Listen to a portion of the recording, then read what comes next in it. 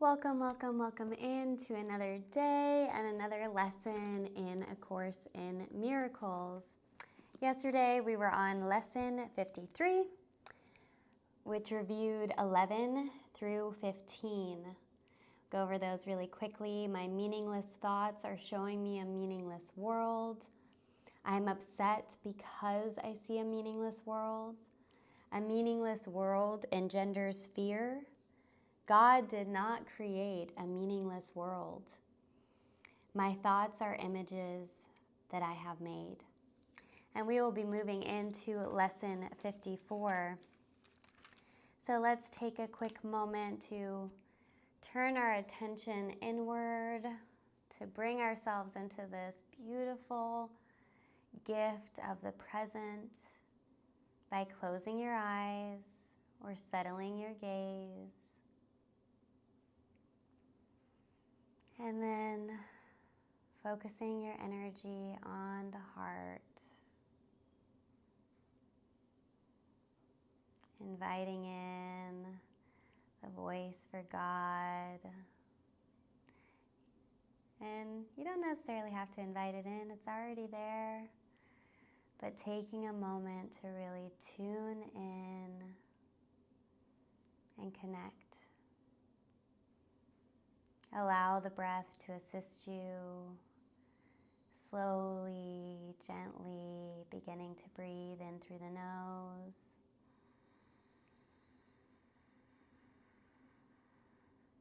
And out through the mouth.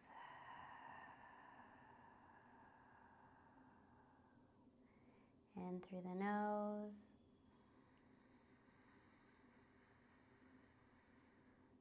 And out through the mouth.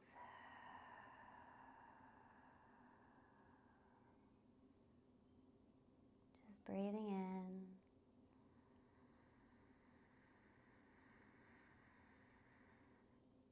And out.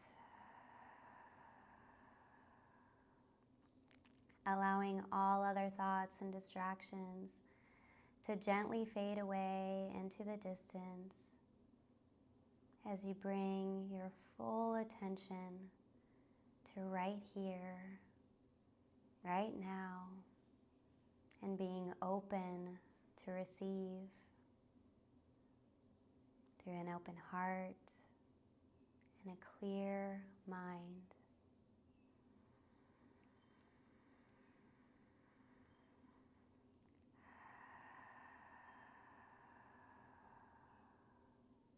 One more breath here.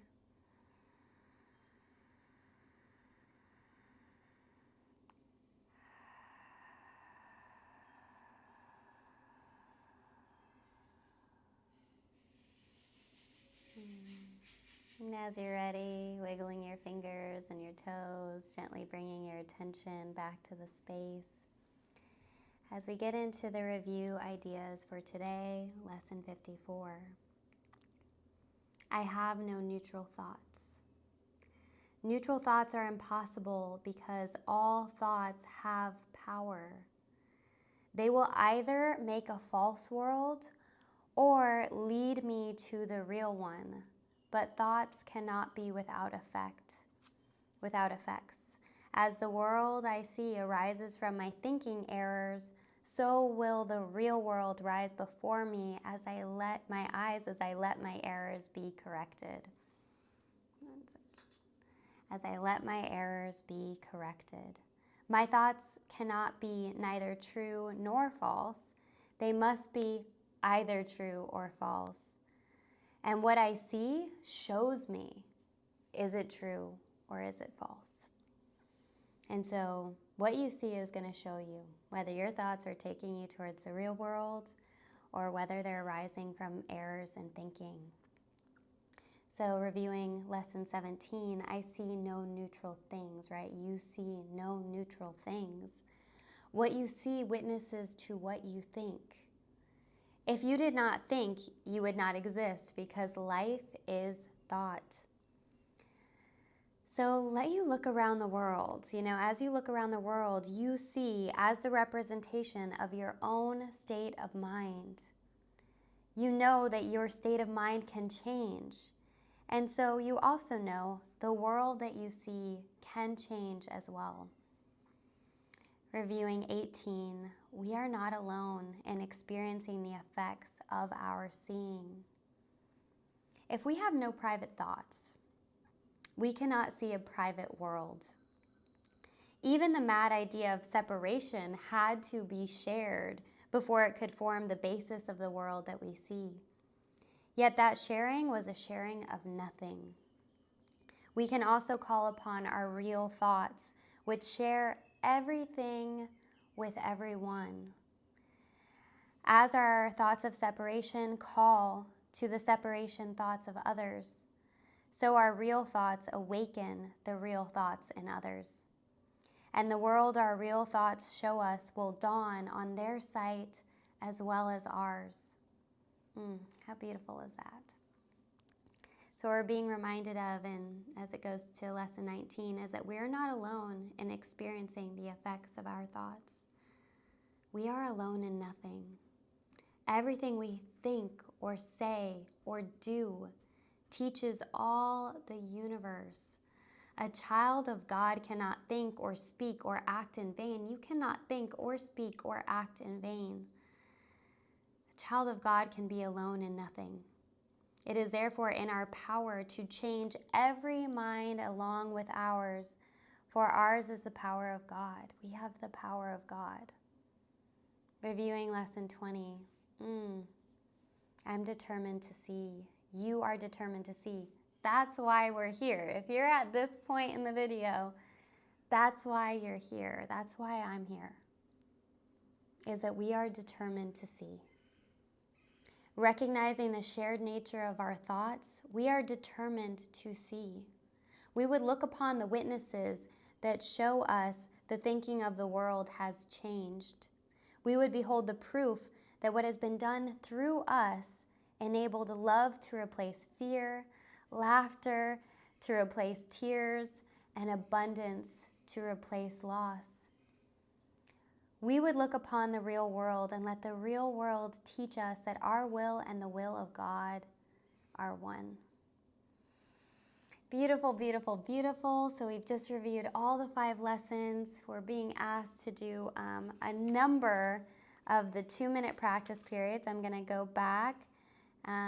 Yep, we did that. Begin the day by reading the 5 ideas with the comments. We don't have to consider any particular order in them, although each one should be practiced once. We're going to devote 2 or more minutes to each practice period, and we're going to be thinking about the idea and related comments after reading them over. And we should do this as often as possible throughout the day, right? If any one of the ideas appeals to you more than others, concentrate on that one. At the end of the day, though, be sure to review them all. And it's preferable with eyes closed, but it told us in the review, which is back with lesson 51, the totality of it, if you didn't catch that lesson. It let us know then that the eyes closed and focusing inward, that's just a stage of learning that we're at. Ultimately, we're going to be able to engage with this stuff in any type of situation or circumstance. So quick review of just going over the tops of it so that you can find the one you want to focus on or the couple that come to mind. That saying to yourself, I have no neutral thoughts, I see no neutral things, I am not alone in experiencing the effects of my seeing, I'm not alone in experiencing the effects of my thoughts, and I am determined to see. So let's begin our practice periods with 2 or more minutes doing our first practice together. Starting now.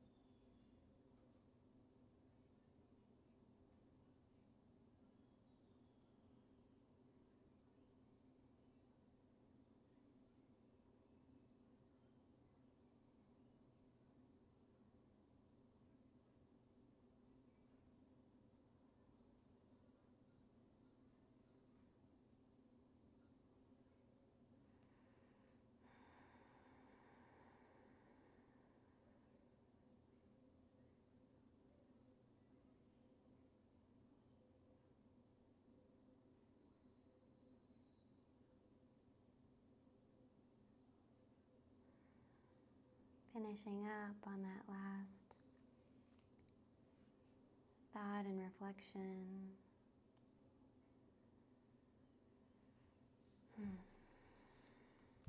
Again, doing this as often as possible throughout the day with the 2-minute practice period. And I will look forward to joining you tomorrow as we move into lesson 55. Much love.